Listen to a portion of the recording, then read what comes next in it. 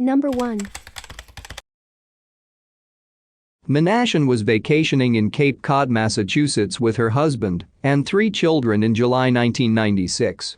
The family resided in Hingham, Massachusetts at the time. Minassian's youngest son was taking a nap during the afternoon of July 1. She told other family members that she planned to visit a local car wash before returning home. She has never been heard from again. Patricia was an occupational therapist who lived in Hingham, Massachusetts with her husband and 3 children, ages 2, 6, and 7.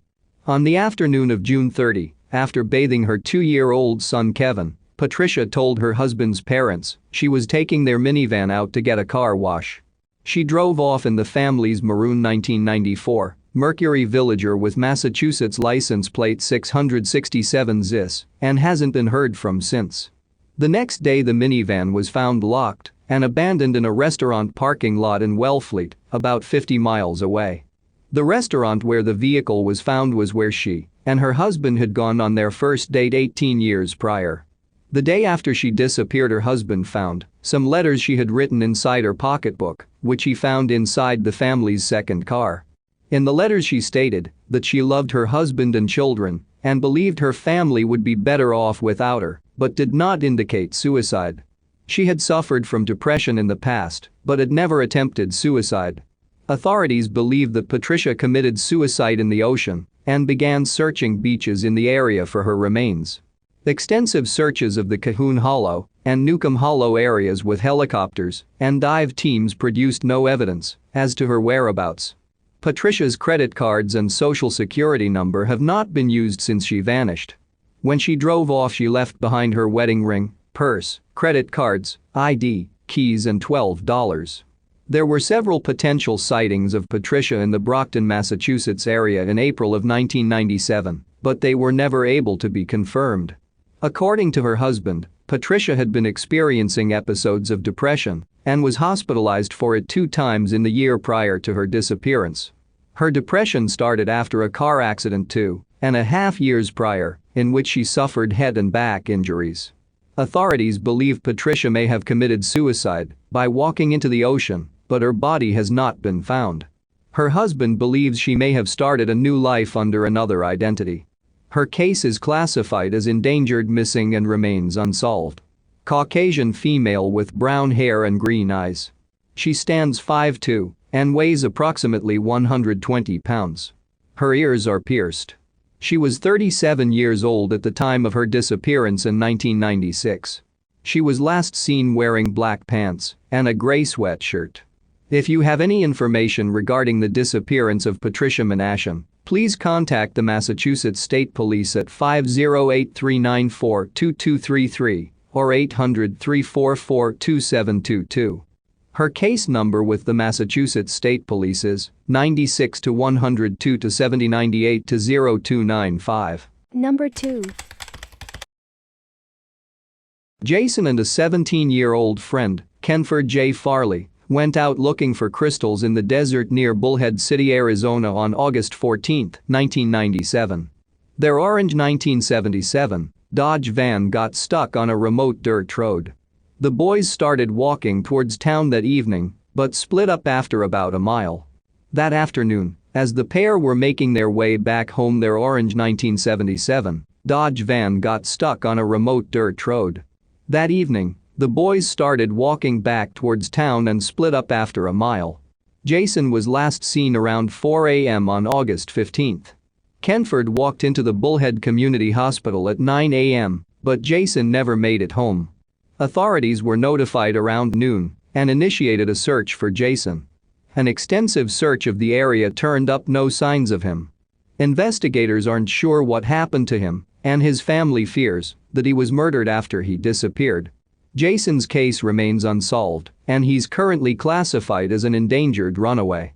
The first photo is Jason when he was 10 years old. He was 17 years old when he went missing, and the second is an age progression of what he may have looked like at 30. Caucasian male born on April 22, 1980, with blonde hair and blue eyes. He stood 5'4" and weighed 120 pounds when he went missing in 1997. He has a tattoo of a cross on the web of his hand and a tattoo of his nickname Lazy J on his abdomen. His nicknames are Lazy J, J, and 8-Ball. He was last seen wearing a black muscle shirt or a tank top, a pair of blue shorts, and tire tread sandals. If you have any information regarding the disappearance of Jason Saul, please contact the Mohave County Sheriff's Office at 928-753-0753 or the National Center for Missing and Exploited Children at 800-THE LOST. Number 3. The day before Halloween in 1998 in Montgomery, Alabama, Kimberly left her home to go to her neighborhood CVS pharmacy to buy candy and a soda around 4 p.m. When she didn't return within the hour, her parents were unnerved. They went to the store to look for her themselves and were told that yes, Kimberly Arrington did make it to the CVS, but no one saw her after that. They contacted the police after they personally searched for her for hours with no leads as to her whereabouts. Although Kim's parents were certain that the teenager had been abducted, police weren't so sure. Investigators canvassed the route Kim would have taken from her home to CVS but found nothing to indicate that any sort of struggle had taken place. There were no disturbances found in the grass and none of Kim's belongings were located. Detectives believed that Kim had likely gone off with some friends and lost track of time. They started contacting Kim's friends, but they were unable to find anyone who had seen her that day. As the night wore on without any word from Kim, detectives started to re-evaluate their runaway theory. Kim had never stayed out late without first telling her parents where she was going to be. Even if she had detoured on her way home to visit a friend, there was no way she would have remained there for hours without calling her parents.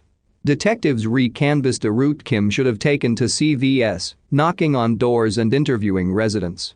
None of them recalled seeing Kim that afternoon, and no one reported hearing any sort of scuffle or disturbance.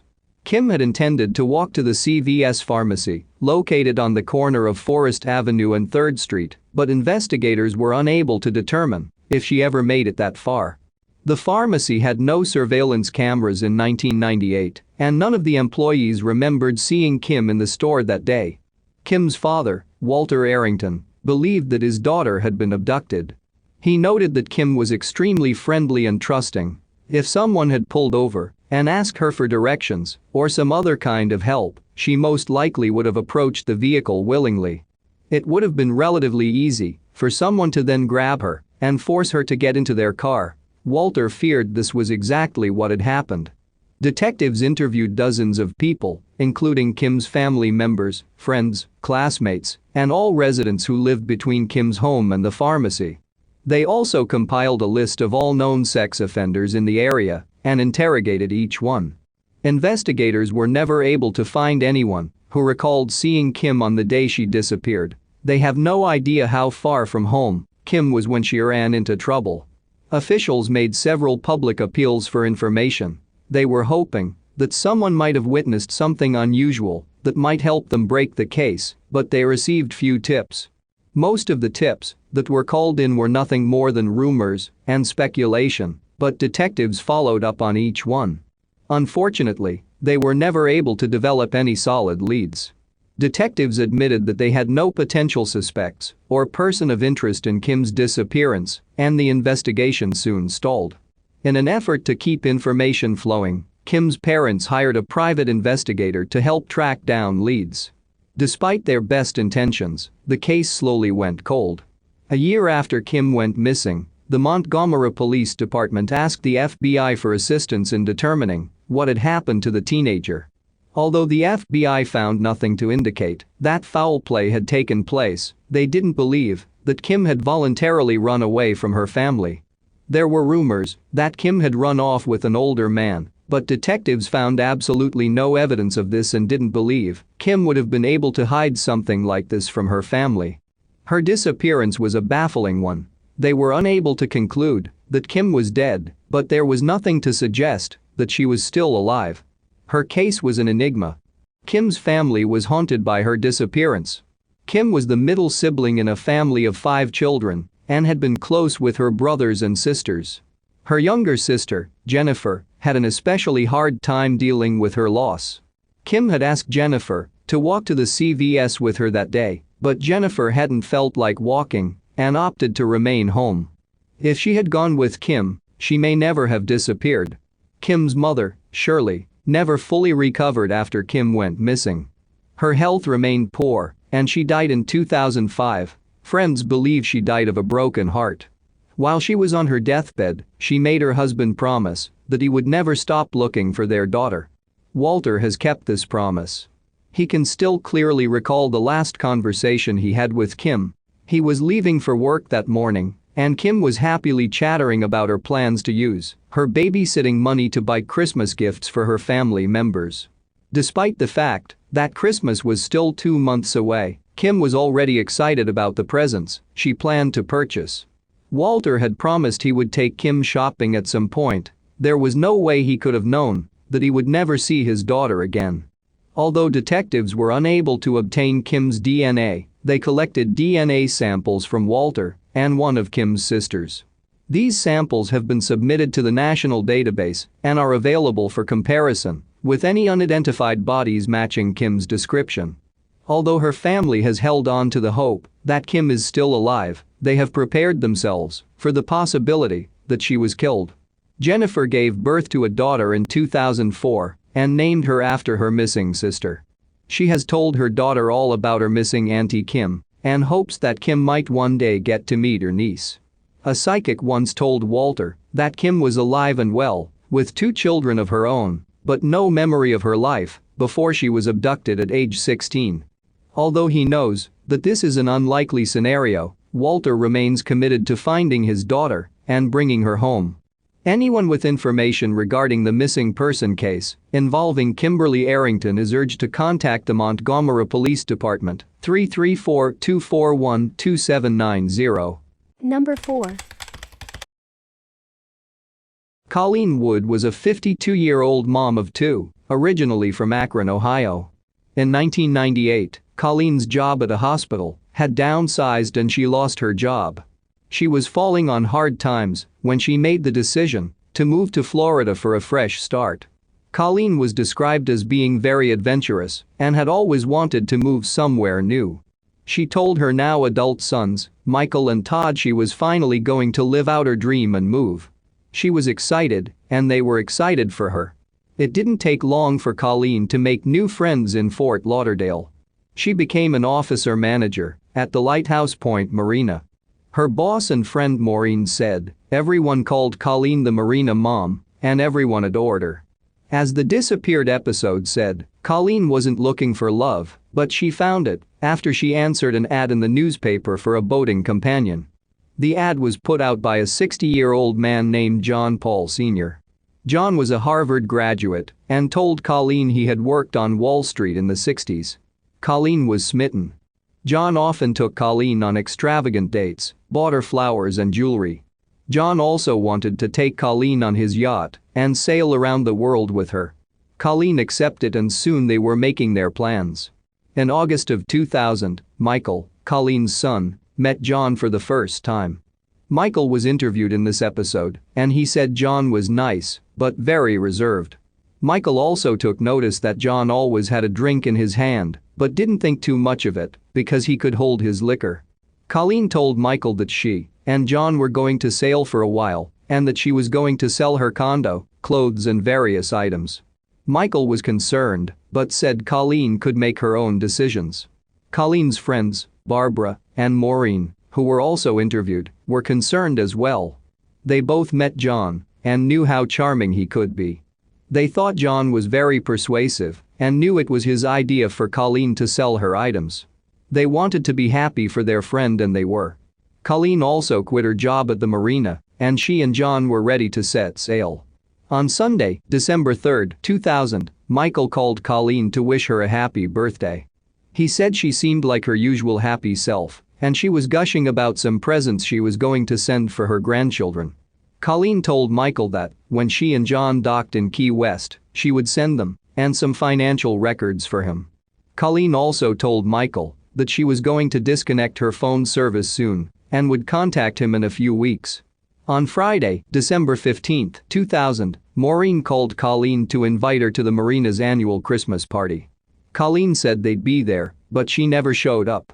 A few weeks later, Michael was confused about not receiving anything in the mail yet from his mom. He wasn't too concerned yet, not until mid-January. He notified the Coast Guard to be on the lookout for the Island Girl, their boat that Colleen named. Michael also started contacting everyone Colleen would have been in contact with. He discovered that Colleen's phone service was disconnected due to lack of payment, and he didn't have John's number. Michael did what all concerned people do. He turned to the internet and found out some shocking information about John Paul Sr. When Michael searched Paul online, he found that Paul had been a race car driver, but that he had a criminal background. He had actually just been released from prison just months before he met Colleen. He had been arrested for drug smuggling, money laundering and attempted first-degree murder. On April 19, 1983, John ambushed a man named Stephen Carson. Stephen Carson had turned John in for smuggling drugs from Colombia to Louisiana. Stephen had received immunity in return for his testimony. Stephen was shot in the chest, stomach and leg, but he survived. John was given a 20-year sentence. In 1987, he was released on bail and fled to Switzerland, and then was released from prison in 1999 and was out on parole when he met Colleen. Michael was shocked and angry. He blamed himself for not seeing through John's lies. Michael was now ready to get answers, but he wasn't sure how to start. He started by calling the Akron, Ohio police and asked who he should call. They told him he needed to find Colleen's last known address. Michael found that Colleen's last known address was a mailing center that she and John had registered to pick up their mail, but they haven't picked up their mail in months. Michael filed a missing persons report with the Fort Lauderdale police. They were not helpful and said there was no evidence of any crime being committed. 3 days later, Detective Mark Shotwell of the Fort Lauderdale PD contacted Michael and wanted to help. When Det.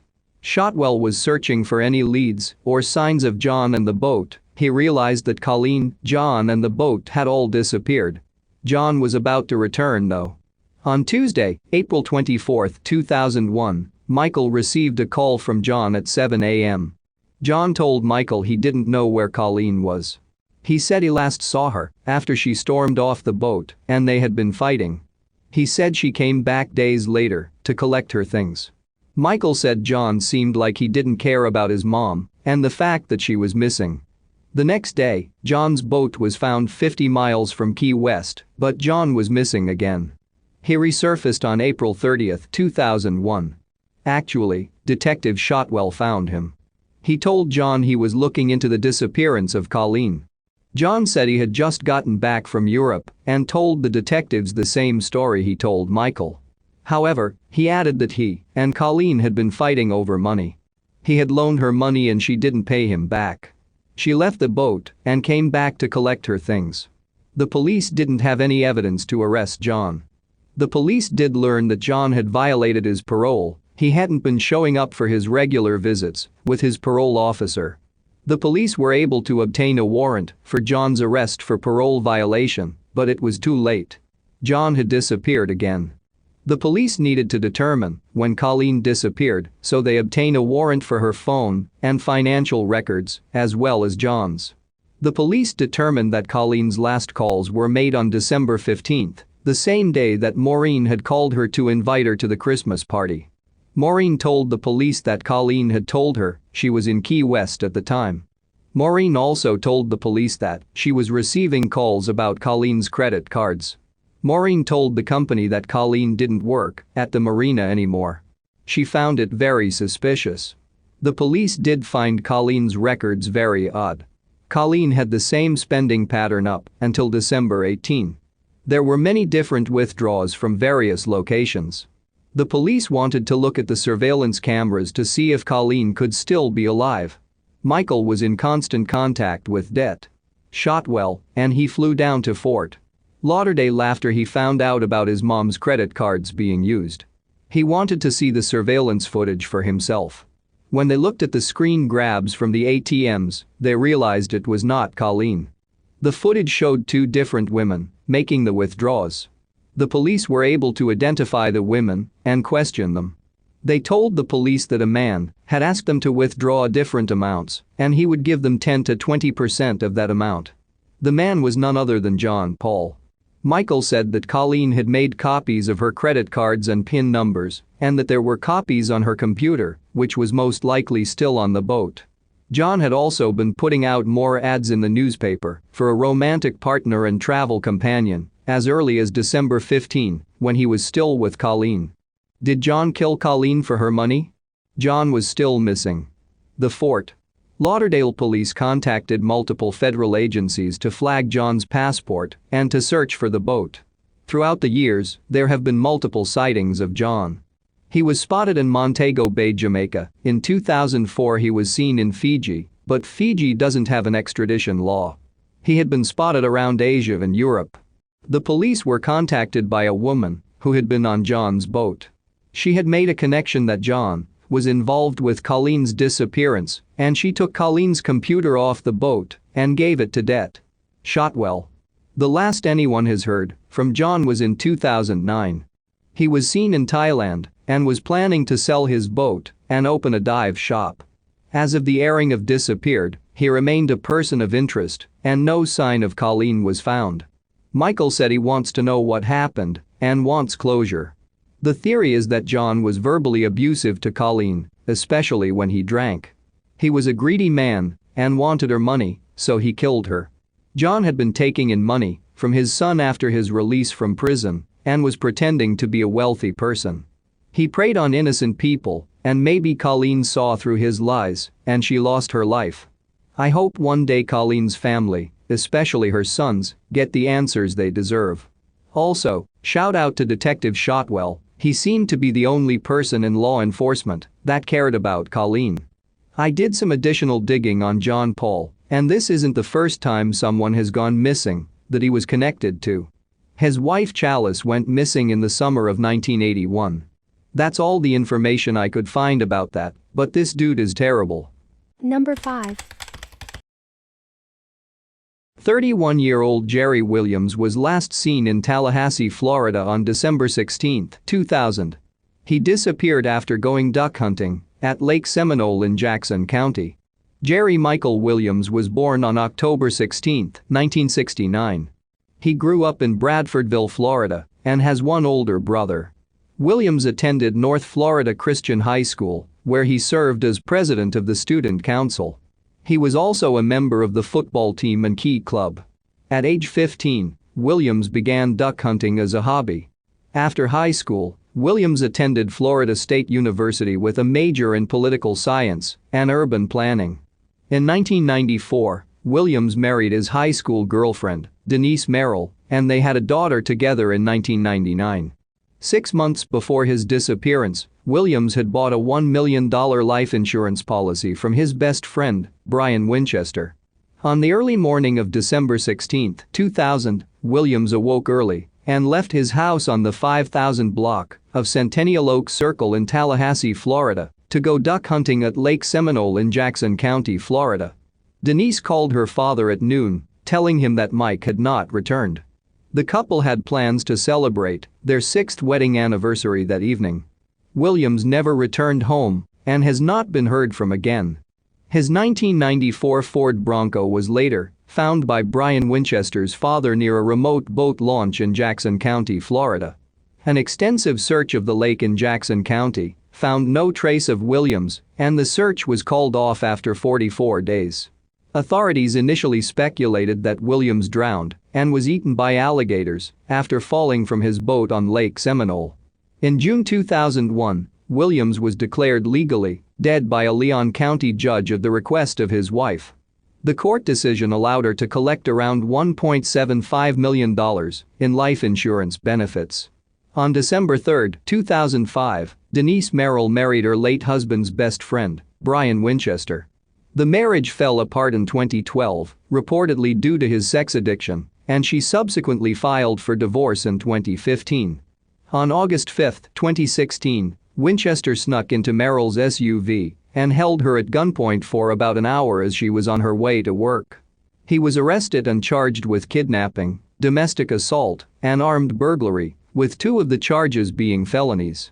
On December 19, 2017, Winchester was sentenced to 20 years in prison for the kidnapping of Denise Merrill, with credit for 502 days time served and 15 years as GPS-monitored probation once released. On December 20, 2017, the Florida Department of Law Enforcement announced that the remains of Jerry Michael Williams had been found at the dead end of Gardner Road in northern Leon County, just 5 miles from where he grew up. Authorities did not initially state when the body was found or who the suspects were in his death. They provided no details but said new evidence proved he was murdered. On May 8, 2018, Denise Merrill was arrested in her office at Florida State University on charges of first-degree murder, conspiracy to commit first-degree murder, and accessory after the fact. After her arrest, authorities disclosed that Williams' body was found on October 18, 2017. On October 19, 2017, Winchester had entered a plea agreement with prosecutors that guaranteed him immunity from prosecution for his role in the murder in exchange for his confession and the whereabouts of Jerry Michael Williams' body. Winchester admitted to shooting Williams in the face on Lake Seminole, but said the murder was Merrill's idea to free her from the marriage and collect nearly $2 million in life insurance money. Brian and Denise had been having an affair for 3 years prior to the murder. On December 14, 2018, Denise Merrill was found guilty in the murder of Jerry Michael Williams.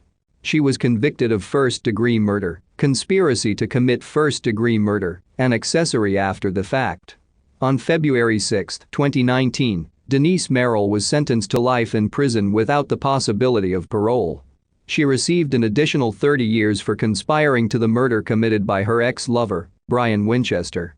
On November 25, 2020, the murder conviction of Denise Merrill was overturned by the Florida 1st District Court of Appeals, but the charge for conspiracy to commit murder will remain, as will its 30-year sentence. Number 6. 27-year-old Tina McQuaig was last seen in Jacksonville, Florida on March 15, 2000. She disappeared after leaving her pharmacy job at Shands Jacksonville Hospital.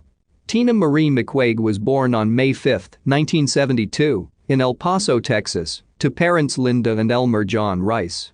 In June 1990, McQuaig graduated from Englewood High School.